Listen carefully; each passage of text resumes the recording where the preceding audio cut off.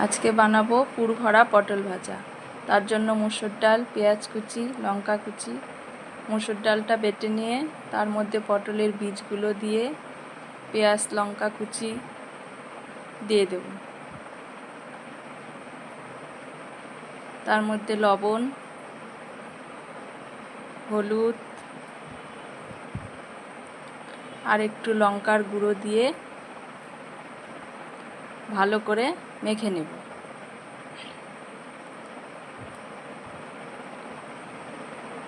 পটলগুলো কাটার আগে ধুয়ে নিতে হবে, কাটার পর পটলে যেন জল না থাকে।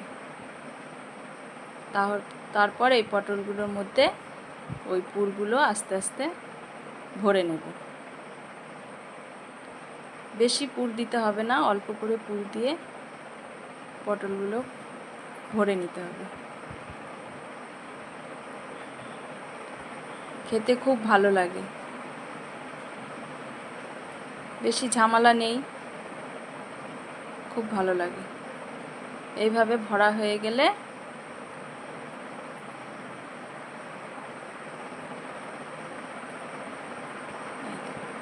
এইভাবে সব পটলগুলোকে ভরে নিয়েছি। এবার তেল গরম হয়ে গেছে, পটলগুলো উল্টো করে ছেড়ে দিতে হবে, তাহলে ভাজাটা ভালো হবে। আর হালকা হিটে আস্তে আস্তে ভাজতে হবে। এইভাবে এপিট ওপিট করে হালকা হিটে পটলগুলো ভেজে নেব।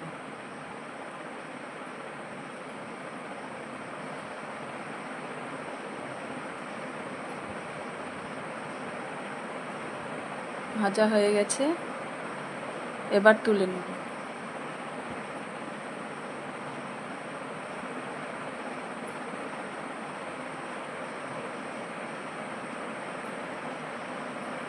তৈরি হয়ে গেল পুর ভরা পটল ভাজা।